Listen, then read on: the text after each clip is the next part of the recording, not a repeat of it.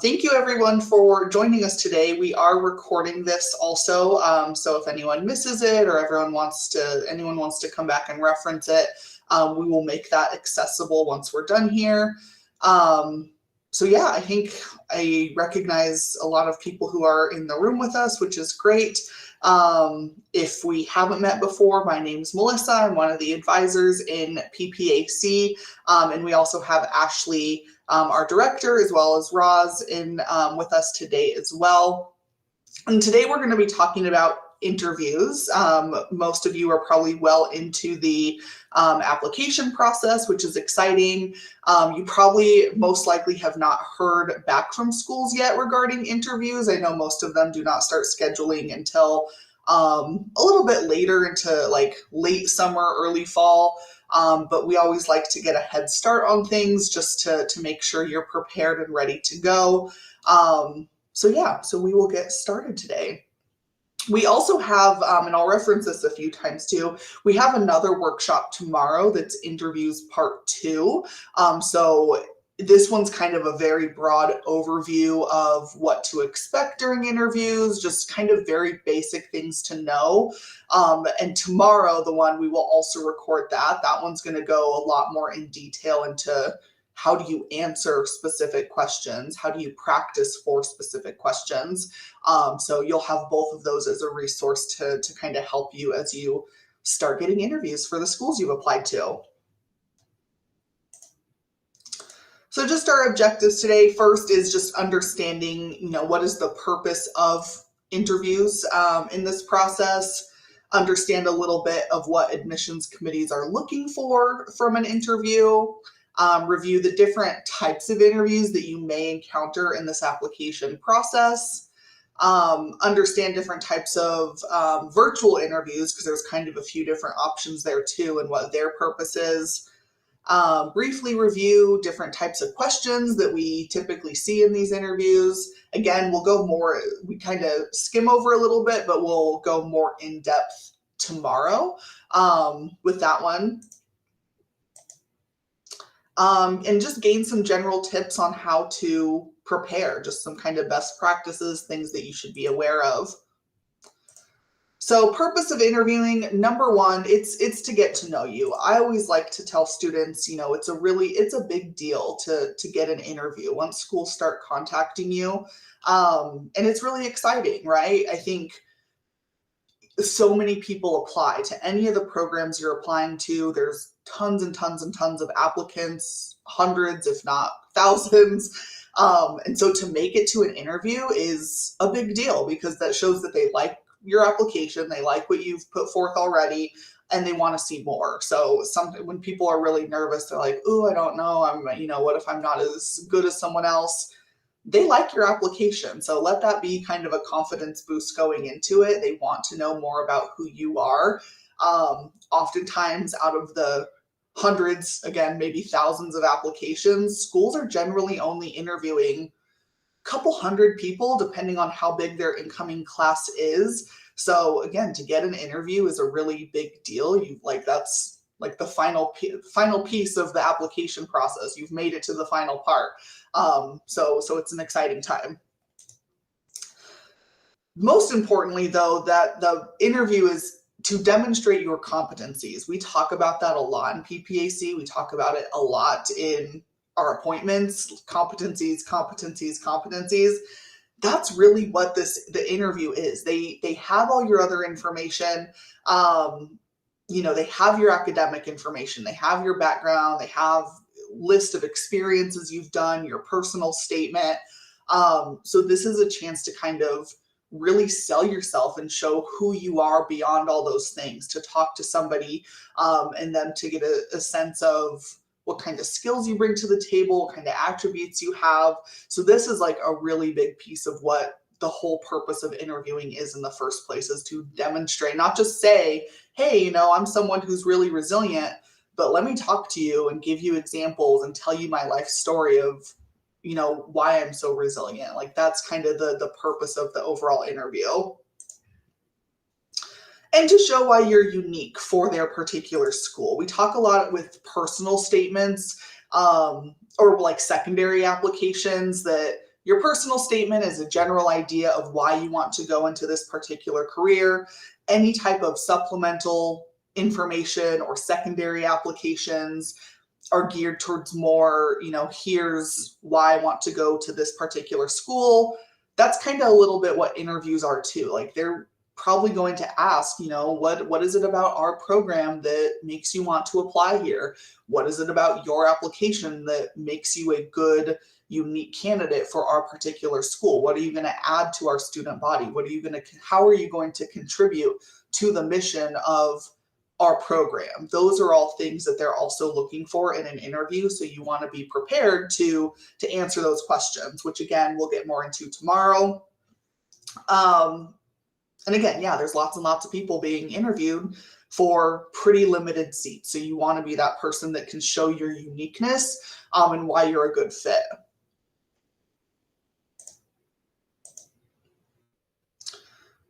Going back to those competencies in terms of what do admissions committees look for, in a general sense, of course, every school is going to be different, right? Every program has their own set of criteria that they're looking for, the way that they score or rank or however they're looking at applicants and making their decisions on who they're going to admit is going to be different. But I think generally most schools, in our experience, things that we've heard from different schools, from different, people who are part of admissions teams at different schools, it's about assessing, again, your competencies, things that are those personal or professional characteristics. This list here: communication skills, your social skills, service orientation, cultural competence, resilience, critical thinking skills, all of those things. That's what they're going to be asking questions in regards to those types of qualities. They may also ask about your motivations, why you're interested in this particular career, that sort of thing. But largely the questions you're going to get asked in an interview relate to these types of qualities. We reference it a ton for no matter what stage you're at, but the anatomy of an applicant, which I know is geared towards medical school, but for any track that you're on, regardless of what program you're applying to, whether it's dental or PA, this is a great resource because I think no matter what, this is what interviews do. They're looking for people who have these qualities. And I won't say it's like an exact replica when you go interview at a school in terms of like, here's the things that we're assessing you on.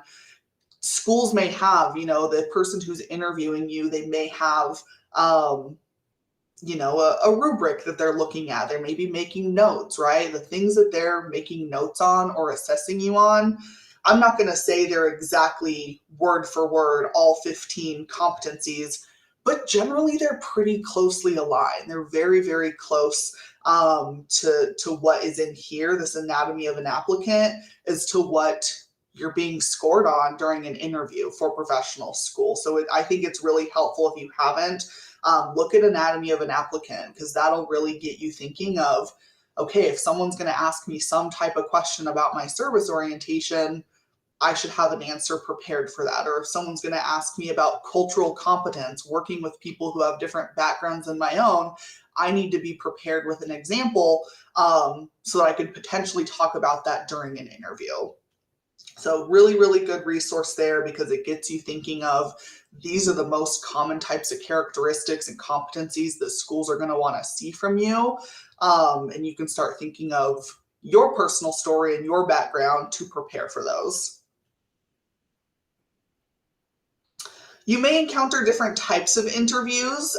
So to get different schools interview in different ways, totally depends on, and sometimes they change too. With COVID, schools have changed the way that they interview now. So schools potentially still could be changing. The most common is one-on-one, right? That's a pretty common one. It's just you, one other interviewer. It could be in person. It might be virtual, like a virtual live interview, but that's a pretty common one that most likely you would encounter. There's also a panel interview. That would be you and two or more interviewers.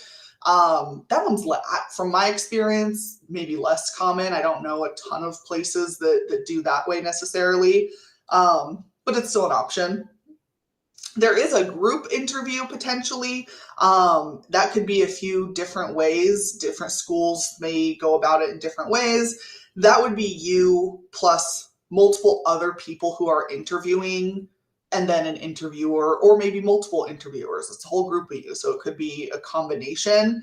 That one can show up, I think, in a few different ways.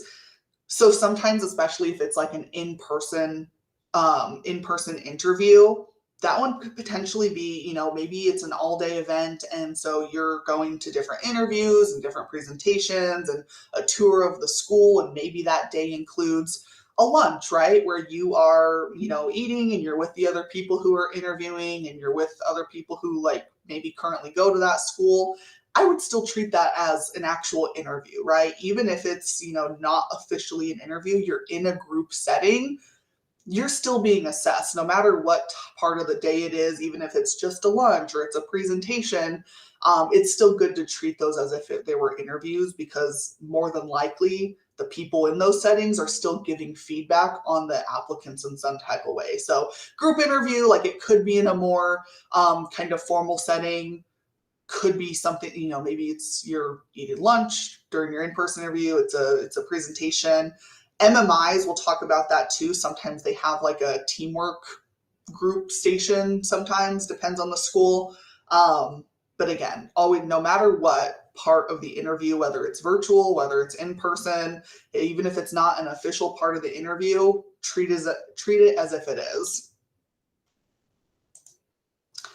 And then there's the super popular, beloved multiple mini interview. This is the one that I think gives people the most anxiety, because it's so structured and so formal that I think it just makes a lot of people nervous.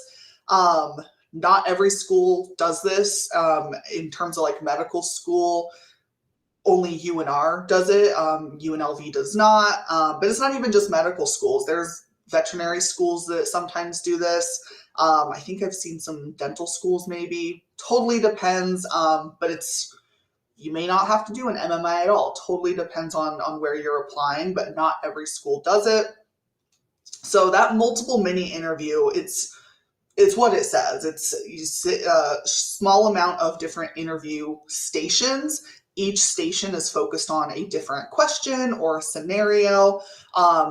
What that looks like in person is you might be in a long hallway filled with, there's lots of doors, and there's a description like taped on the outside of the door. You're given a short amount of time to read it and to kind of absorb the information, and then you enter the room and respond to the question. Or it might be an acting station where you're playing the part of a physician, and there's a hired actor in there to play the part of a patient. So it's basically like a bunch of mini interview questions, and you just go like door to door. Some places are doing it virtually, which yeah, I see, Marcos, your question. Like it is kind of like Casper if it's in a virtual setting. So yeah, the way you prepare for those, though, I feel like is very similar to how you would with other interviews, because a lot of times, other than the acting stations, the questions are what you would find in other types of interviews, but we'll get a little more into that later. And then same with virtual interviews. I know COVID kind of brought those to light, and they're here to stay, it looks like. So we'll talk more about those in a minute. These are some terms you may also encounter as you're getting ready for interviews: open file versus closed file. Basically, an open file interview is where whoever's interviewing you, they have all of your information, right? That might mean your personal statement, your letters of rec, anything that would be in your primary application, like academic history, all of that they potentially have. Potentially could ask you to elaborate on certain pieces or different things like that. So all the information they have accessible to them. Semi-closed, or what a hybrid model is they have access to some of that information, right? Not all of it, but maybe they have your list of experiences. Maybe they have your personal statement. You know, they might not have your academic history, but they have you know, something else instead. So totally depends. That one probably it totally depends on the school, honestly, in terms of the access, what the interviewers have. And then closed file is probably what you'd encounter in like an in-person MMI. They don't have anything, right? They might not even know your name. They just know this person's going to come in and respond to this question, and my job is to score them in the way that I'm supposed to score them. So yeah, they don't have any information about you, and you know, maybe they might ask you, tell me about yourself, or you know, why do you want to be a doctor, a dentist? Honestly, that question is probably, regardless of if it's open or closed file, probably a question you're going to get, which we'll talk about tomorrow and kind of how to go about that. But those are kind of the situations you might find yourself in. Different people who are interviewing you may have access to different pieces of information, or they might not have any information. I think generally it's just good to kind of assume that no matter what, the person who's interviewing you, don't assume that they have your entire application like memorized, or that they know every single thing about you. That's why it's your job to make sure you know your application so you can speak to your experiences, and just never assume that they already know things. I would also, I think I'll mention this tomorrow, but also the people that are interviewing you are probably not the people who are on the admissions committee, right? They might be, but most likely they're other faculty or other staff. They might not be people who work for the particular program at all. I know myself and Ashley, we're on the interview committee for UNLV School of Medicine, not the admissions committee. That's not that. We don't make any decisions in admissions. We just interview people who are not from UNLV. So yeah, I mean, I don't work for the medical school at all, but I help interview people who are out of state. So you know, it could be different perspectives, different people who might not be in the profession you're going into. It might not be a doctor who's doing your interview. It might not be a dentist or a PA. So it totally depends. Virtual interviews and situational judgment tests. The situational judgment tests, I know many of you, if it's part of your application process, because for some of you it may not be, may have already done these already, because you can start doing them like back in April and May. But if you haven't, or you haven't submitted your application yet and you're still, you know, kind of waiting on this part, we'll do a little bit of information on that. But most schools have moved to some type of virtual format. I think it was largely due to COVID. But honestly, there was a big survey that was sent out, asked for feedback from all these different, it was for medical schools, but I think the trend is still the same for like all types of programs. As of spring 2023, most schools are saying they are remaining virtual in some type of way. So I would count on this upcoming interview season probably mostly going to be virtual. You may have the chance to go do in person, totally depends on the school. But I like UNLV Medical School is remaining virtual. I don't know if we know yet about UNR. They were virtual last year. I thought they were planning on being this year, but we don't know yet. So I would say plan on being in some type of virtual environment for interviews, unless you hear otherwise, just because it sounds like that's the way that a lot of schools are across the country are moving in, because it's convenient for them. I think they're able to, you know, it's more accessible for a lot of people too, not having to potentially get on a flight and go spend all this money to go interview somewhere. So there's a lot of benefits for it, but I know that still gives people some anxiety too about like, oh gosh, like I wish I could really talk to somebody in person live. I feel like that's where I put my best foot forward.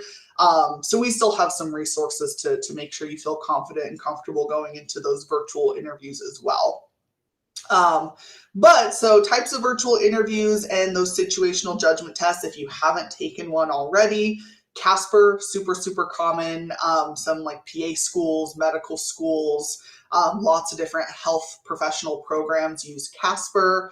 Double AMC Preview is a little bit newer. I think they're only in their like second or third year of preview existing, but it's essentially the medical school version, the MD version of Casper. I would say it's pretty similar.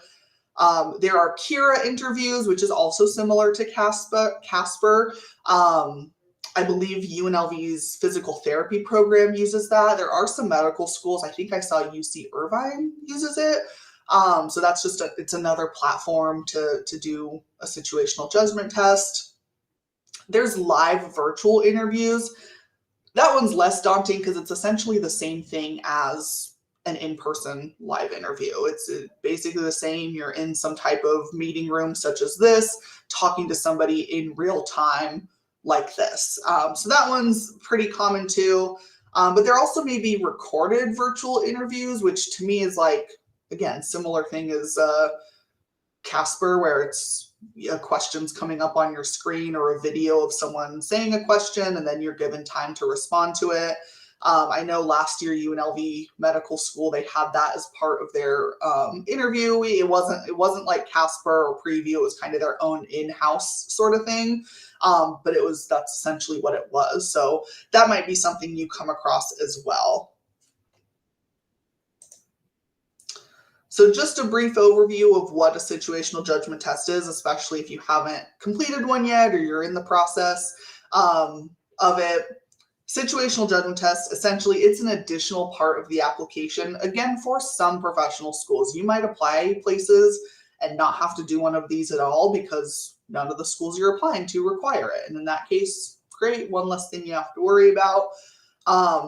It's kind of similar to an interview because you're responding to questions either virtually and it's recording your answer, or you're having to type a response and submit that. So a lot of people get nervous because they hear the word test and they're like, oh my gosh, this preview exam or preview test, situational judgment test, this is like the MCAT or something. And it's nothing like that. That's why I think it's more common or more similar to an interview, because you're going to be talking about your experiences. It's an assessment of your competencies and your attributes. So, yes, it's a test and there is a score associated with it, but it's not the same as, taking like a biochemistry test. It's an assessment overall, again, of your competencies. The reason they do this is because there's research that shows the competencies that they are assessing in these situational judgment tests. These are the things that are going to impact somebody's performance during their medical or their like healthcare training, whatever program you're applying to. So there's again, it's like resiliency, cultural competence, communication, those types of things that they're assessing, because they know people that have these skills are going to be successful when they're in their professional school program.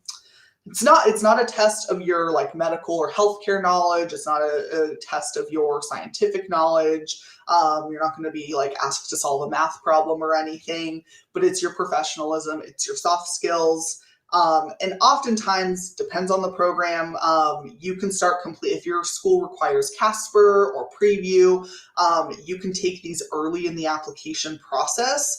Even before interviews are offered, they might ask you, like, have this done before we even offer you an in-person or virtual interview.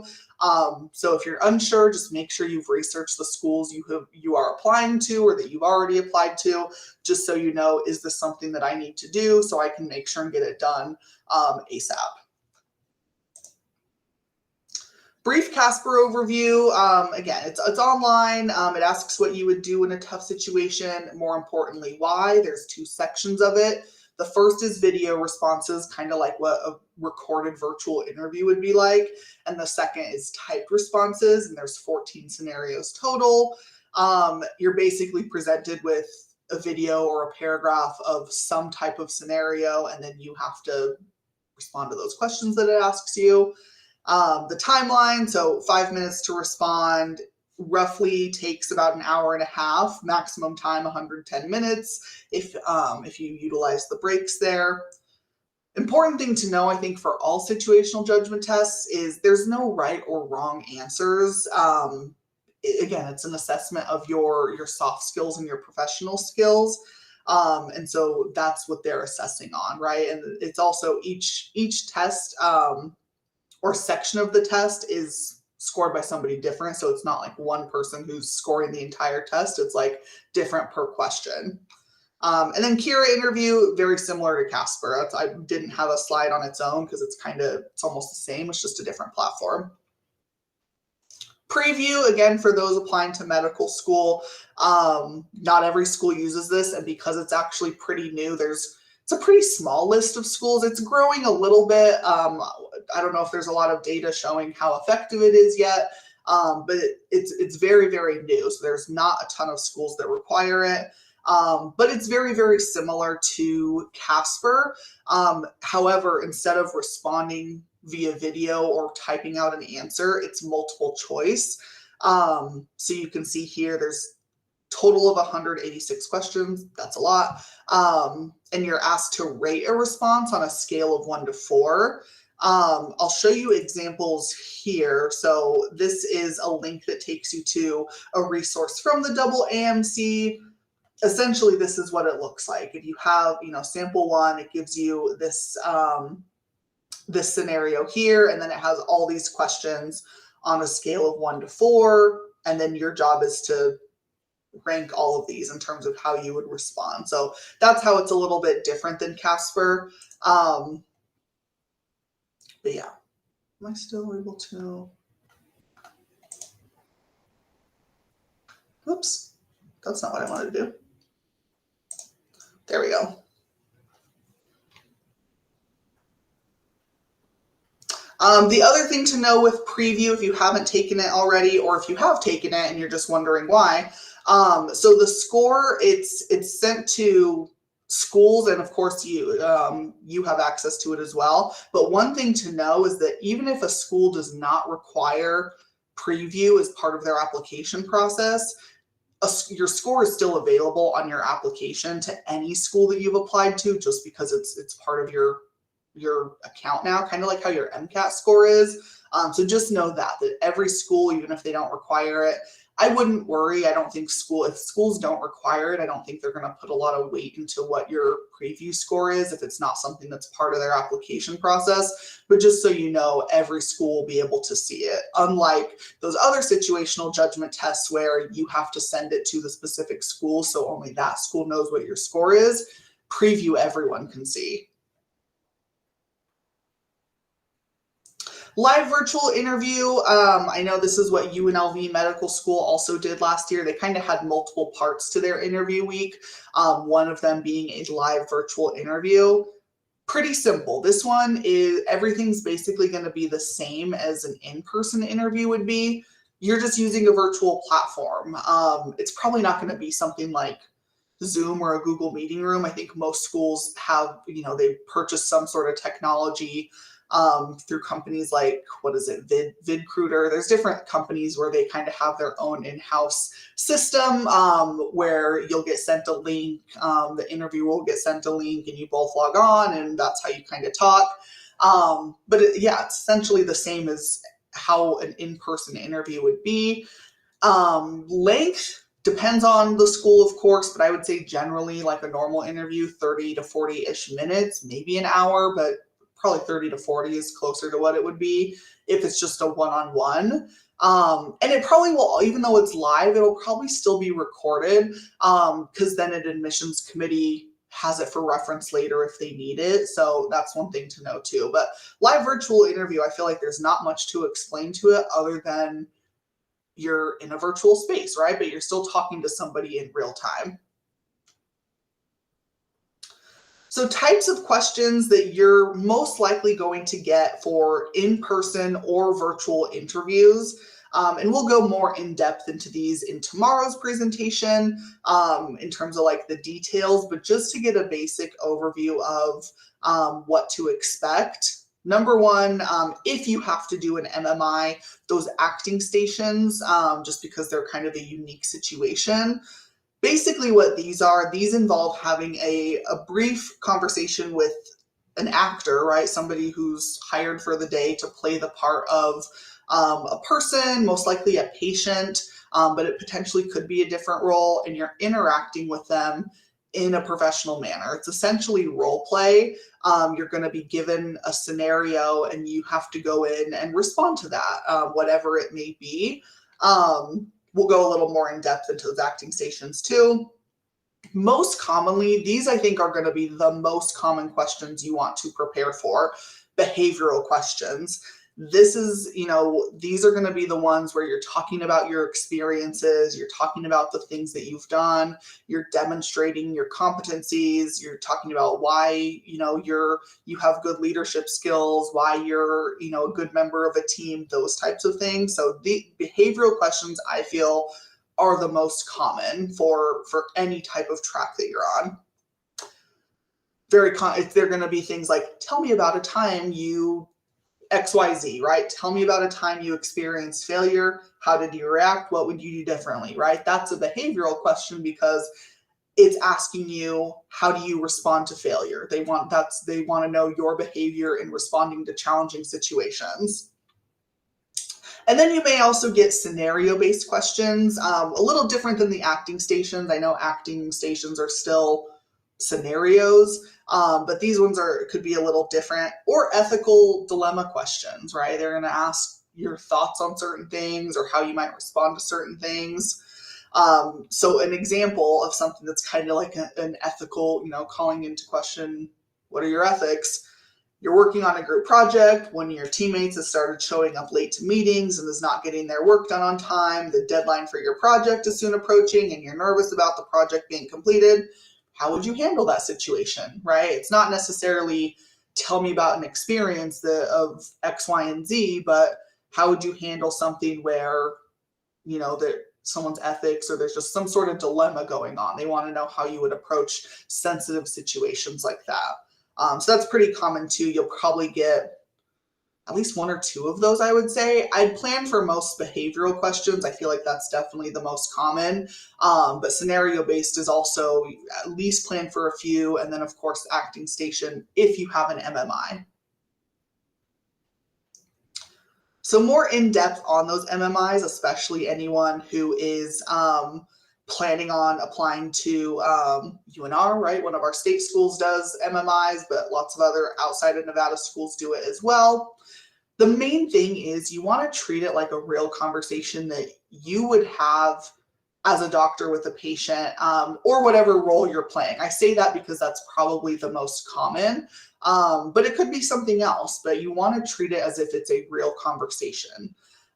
You want to demonstrate mostly that you're listening. I feel like that's what the main thing is, that you are showing empathy, that you are listening to what this person is saying and responding accordingly. You are showing respect to what the patient is saying, what they're saying their needs are. But also be aware of your general attitude, your tone, your body language. Those are also things that the person who's observing will be watching for too. I think the main thing, a lot of people get really nervous with acting stations. It's not your job to correctly diagnose or to, you're not having to solve a problem necessarily. They know that you're not a doctor yet. They know that you're not, in this role officially yet, or whatever it is they're asking you to do. There's not like a correct right or wrong answer. So it's not your job to, try and give accurate medical information. Also, it's, you're not trying to force someone to do something or agree to something, like, oh, I really need to get this person to agree to take this medication or agree to this type of surgery. Like, that's not the role necessarily. It's, again, to listen to what is this other person saying? What are their concerns? How am I responding to that in an effective way? Am I hearing them? And it's not to be a super talented actor, right? You don't need to be Tom Hanks. You don't need to be, and you can just be yourself. I think a lot of people get caught up with that too, of they're not assessing how good of an actor you are. They're assessing, again, your skills, your listening, your empathy, your overall attitude and respect to the patient. So pay attention more to that, than trying to give an award-winning performance, because that's not what you need to be doing.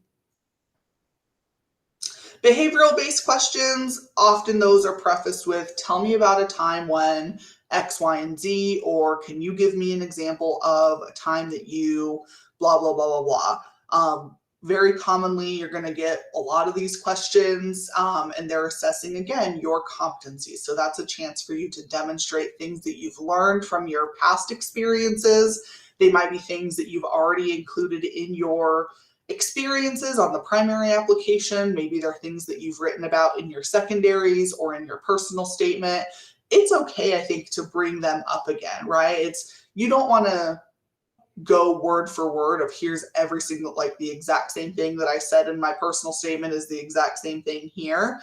You may modify it a little bit to fit what the question is that they're asking, but this is your chance to talk about your specific experiences. If they're asking for, tell me about a time that you had to solve a problem as a member of a team, think back to your actual experiences, whether it's a clinical experience you had, volunteering, shadowing, whatever it is, so that you have proof or evidence of here's a time that I have done this thing. So that's what these behavioral based questions are great for, is to really showcase your experiences. Don't just talk about here's what I would do, or here's, kind of a surface level answer of a time that I, shadowed someone.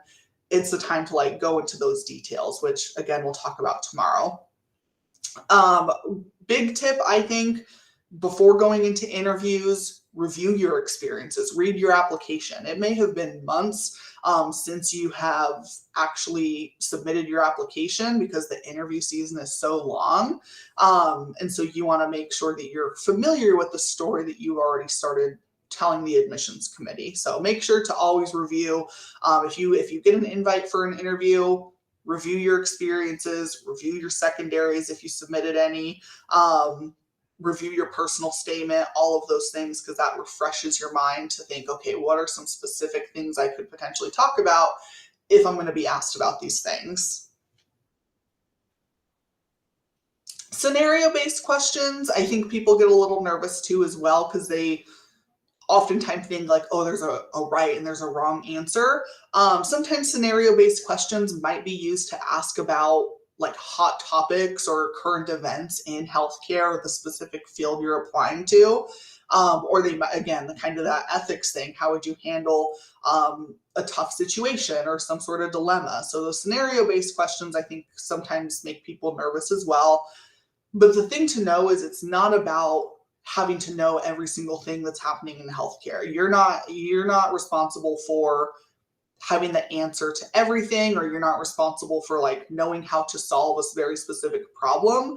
I think a lot of these questions are more for, they just want to know that you have a good understanding of what are some of the issues in healthcare today. You're familiar with the career you're trying to get into. That you have a broader understanding of potential implications of, if I have an opinion on this sort of topic, what does that mean? What does it mean for the larger community? The other side of the issue, what does that mean, right? And can you kind of see both sides of things? And I think just having a good demonstration of your critical thinking skills, right? I think that's kind of what these questions are.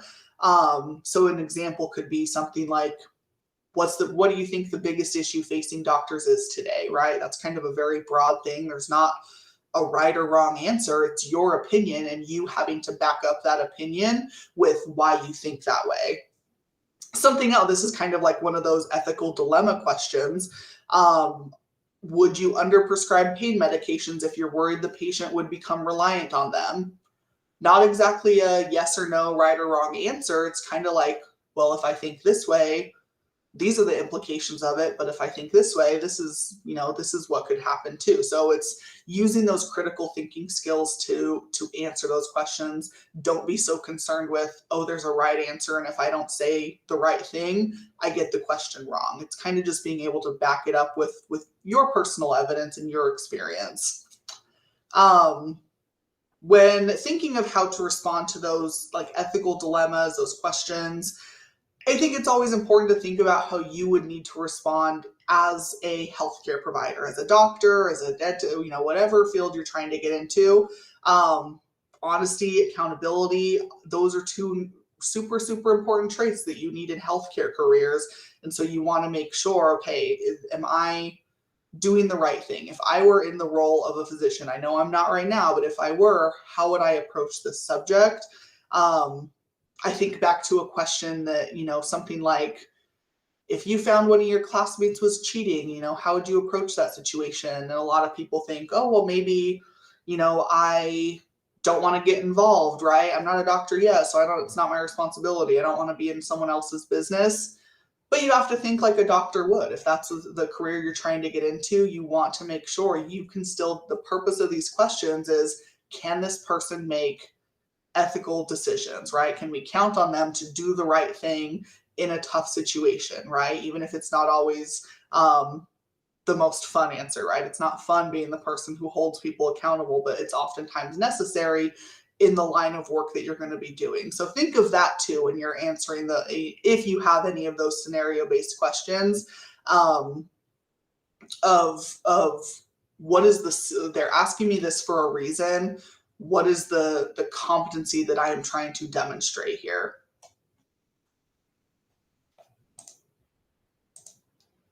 General information on how to prepare for interviews. Again, it might have been a long time since you submitted your primary application from when you interview. Generally, interviews for a lot of schools may start around end of August, September, but they might go all the way through February. UNLV Medical School interviews through like mid-February. I had a student last year who in like early March was like, oh yeah, a school, just a different medical school just contacted me about an interview. And I was like, oh my gosh, it's March. Like the people are still interviewing, but it's true. So be prepared for kind of the long haul, the wait, because it's a long time that they're interviewing people, usually on a weekly or a monthly basis, month after month, making decisions over time. So review your application, right? You might have submitted your application in June of 2023. You might not interview somewhere until February of 2024. Go back and look at the things that you've already submitted, review all the things that you have done over the past, your experiences, so you're ready to kind of pull out those examples. You are familiar with the story that you have already started telling. That's always number one thing I recommend people do. Regardless, I said this earlier, regardless of if something is open or closed file or hybrid, never assume the interview has memorized your application. Never assume that they know every detail. So that's why, I always recommend review your own application so you have the details. If they were to ask about it, you're familiar with it. If they're not familiar with it, you can talk to them about it in that way too. Also helpful, do any last minute research. Hopefully you've done some research before you spent money applying to these schools, but do any last minute research regarding the program that you're specifically going to be interviewing at, because you want to be prepared to answer why you are applying to their specific school, right? You want to be that's that question. And tell me about yourself. Why do you want to be a doctor? Why do you want to be a optometrist? Super common questions that you will probably get no matter where you interview. So be prepared to answer those. Do that research, know the school that you're going into, and know why you want to go to that school. Plan and prepare for what you will wear for the day. Be prepared for business attire, even if it's virtual. Just be prepared for the day. Lay out your clothes the day before, know what you're going to wear. It's there, even though it's not like a question, they're still assessing your professionalism. They want to know, are you someone who can show up prepared, looking presentable, looking professional to these events? And so making sure you're prepared for that is super helpful. Make a plan for how you're going to arrive to the interview location. If it's virtual, if you're doing it from home, that's a little less critical. But if you're in person, or if you're going somewhere for a virtual interview, but you're going to go to the library or you're going to go somewhere else to do the interview, make a plan for how you're going to get there. I feel like it's always those last minute things. There's traffic, there's construction, there's delays, that you just don't want anything to hold you up from the interview that you've worked so hard for. So just make a plan for how you're going to get there, especially if you're if you get an out-of-state interview and you're flying somewhere, I recommend arrive a day early. I know that means like, okay, I'm gonna have to stay in an Airbnb or a hotel or something, but you never know with flights these days. Things can get delayed, things can get canceled, and you never want to miss or be late for an interview just because something like that happens. And also make sure you have reliable transportation to get you to wherever you're going. I think especially for those in-person interviews, if you do get any, I know most of them probably will be virtual, but I'm still counting on probably some people having in-person depending on where you're applying.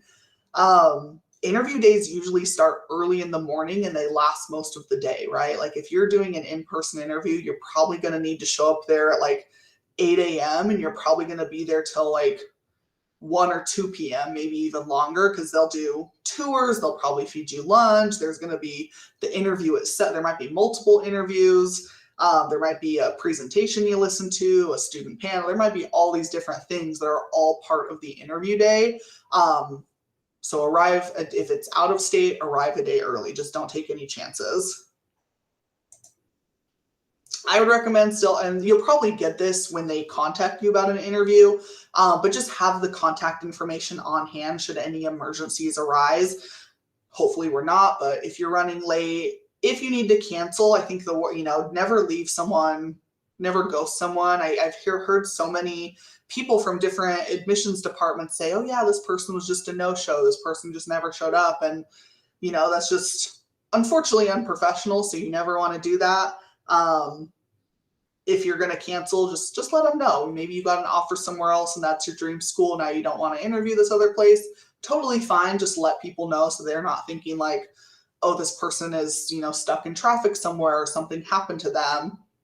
You can just cancel the interview and just let them know. So that is totally fine. Virtual interviews, I think there's a few additional steps to do to prepare for those. Figure out a quiet location where you have good internet connection. It could be anywhere, right? Anywhere that you feel like this is somewhere I can be focused, it's quiet, it'll, give me what I need, have good connection. Just make sure you're also planning for that. Make sure your background, whatever's going to show up in the video behind you, is simple and not distracting. I don't think if you have a blank wall, that's great. But if you don't, if there's something simple, or just maybe take down a poster, whatever it is. I'm never one, having done interviews, I'm never going to judge someone on what's in their background, but you just don't want it to be distracting. I don't want to be paying so much to the dog that's running around someone's room that I can't pay attention to what somebody's saying. So just make sure that your background is easy, just not distracting, and just, the goal is that you are the focus. Always test your mic, your audio equipment, your internet connection at least a day before the interview, but I would also do it before the interview starts, an hour before. Sometimes I know people use your AirPods, and I feel like sometimes people have issues with those. So whatever you're going to be using, just test it, make sure it works multiple times, just so there's no issues. But same thing, I'm always someone that plan for the worst, worst case scenario, what if something happens? Make sure you have the program's contact information if any technical difficulties arise, right? Maybe a huge power outage happens and the entire internet's down in Las Vegas, right? Hopefully that never happens, but if it does, make sure you can contact someone so you're not just leaving an interviewer with no one to talk to. Virtual interview tips and tricks. I recommend, you still want to be dressed well, dress in business attire, even if only the top half is showing. I feel like there is something to say of, just being in the mindset of, I'm in a professional setting, I might be sitting in my bedroom, interviewing for medical school, but I still want to be dressed professionally, both top and bottom. I think that's just as helpful. Do that test run to make sure you have strong internet connection. Take time to find a quiet spot to interview. I know Ashley, I think she said this in the comments or in the chat. If it's not at home, there are places on campus. I've heard of students using, there's quiet areas in the library.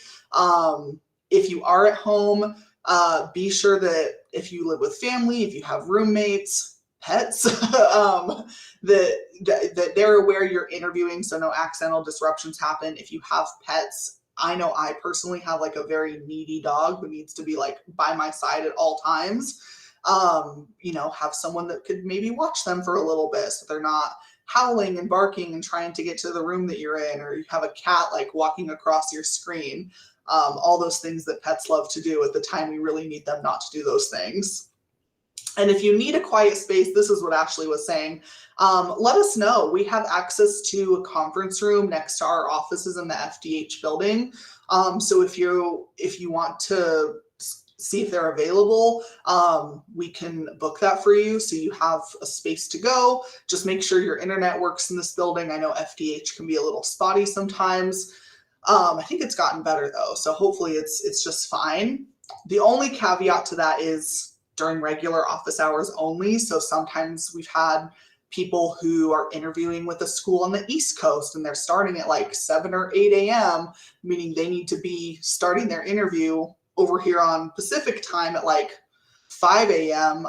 And so unfortunately, we're not going to be able to be here at 5 a.m. I struggle getting here at 8 a.m. So regular office hours, like 8 to 5, that kind of thing during the Monday through Friday, if that's when your interview is. But let us know and we can definitely try and help get you a space. Because I know not everyone has access to everything, not a quiet space at home that would do well for like internet access, things like that. So let us know so you can do your virtual interview in peace and feel good and confident with it. Again, make sure your background appropriate, not distracting, simple is best. I think I put this in here because sometimes I think people get nervous about it. You can ask your interviewer to repeat themselves if necessary, especially if the interview is live. Obviously, if it's recorded, like there's nobody to ask. But I think sometimes people get nervous of, oh, if I don't hear the question the first time, I'm like, it's rude to ask, or I'm nervous to ask. I don't want to seem like I wasn't listening.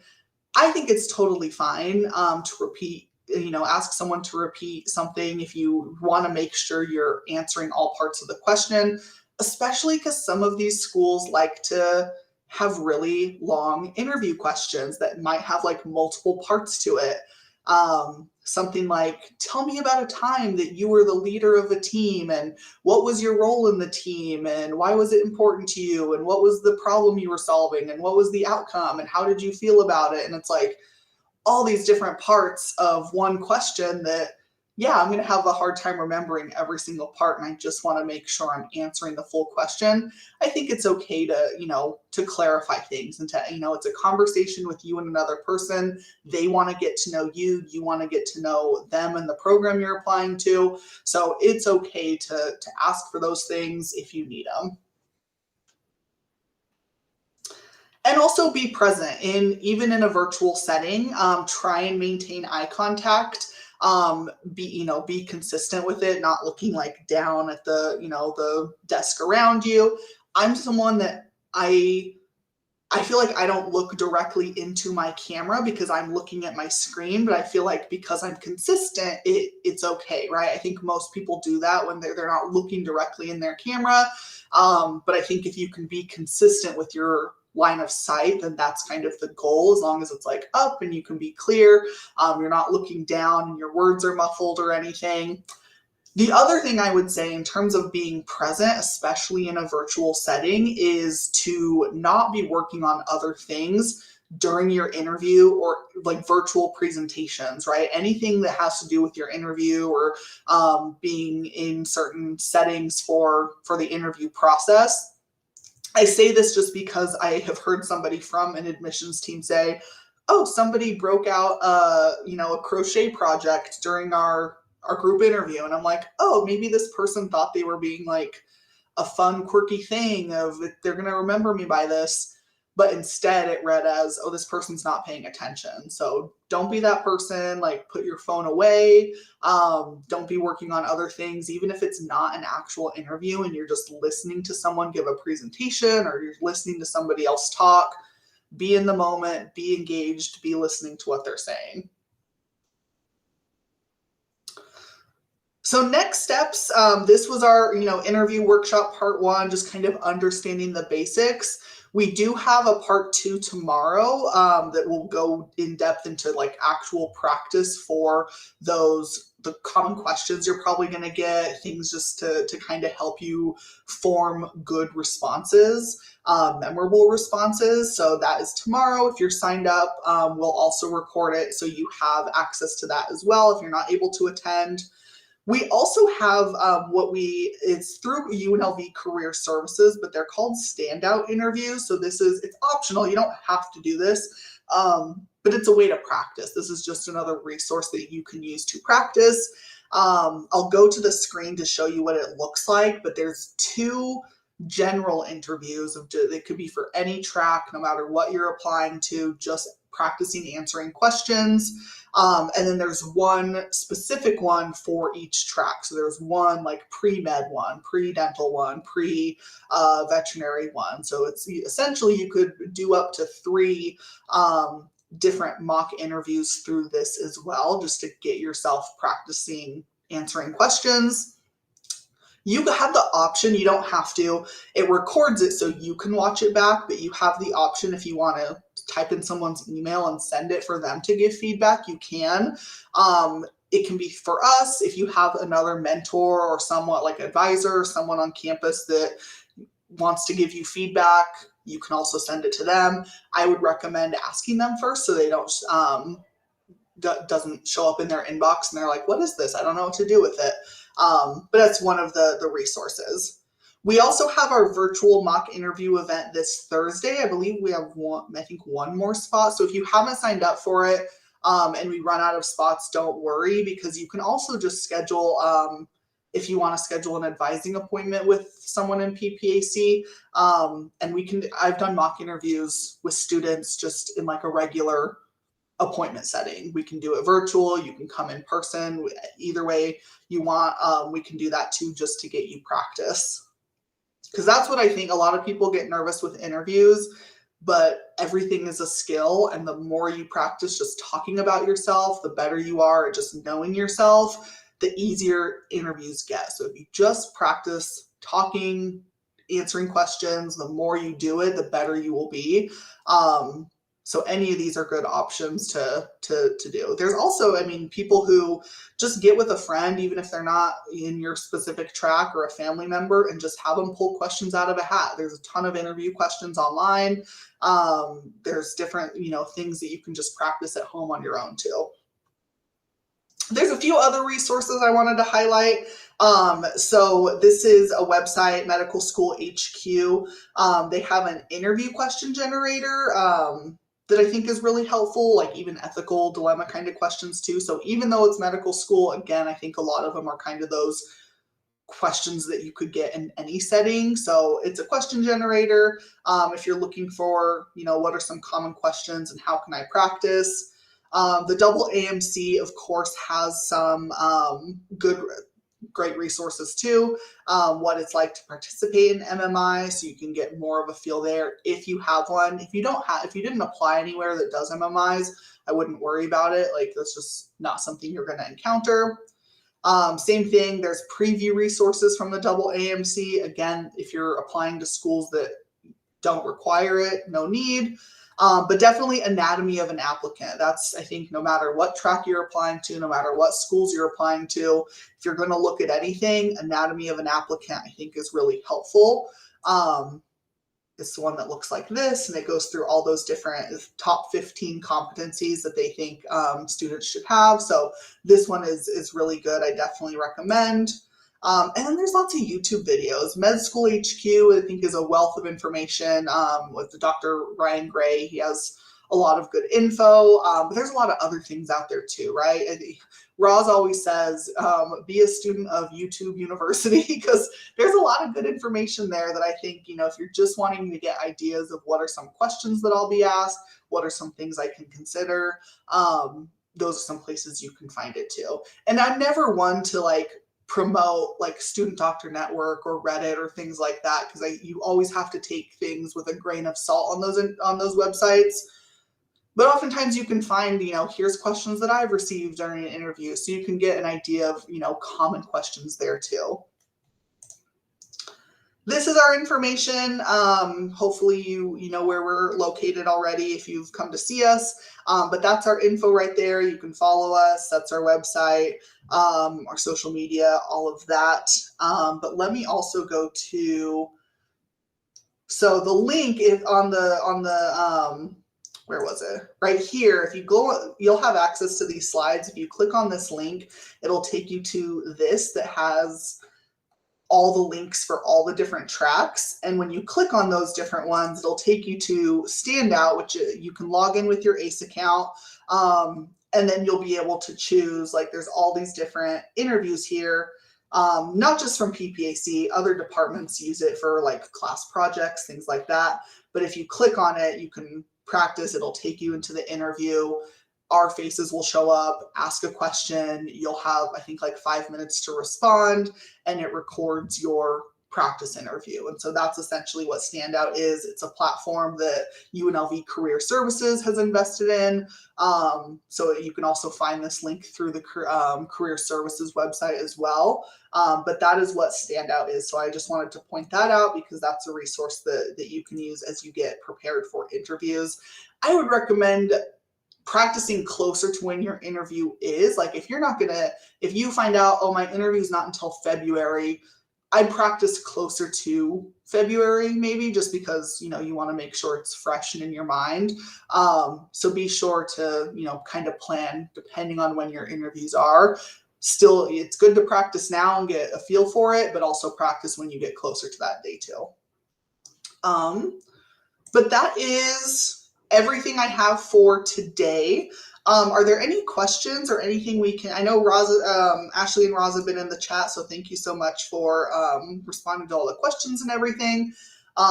Any questions that I can answer right now? You can either unmute yourself or if you want to type it in the chat.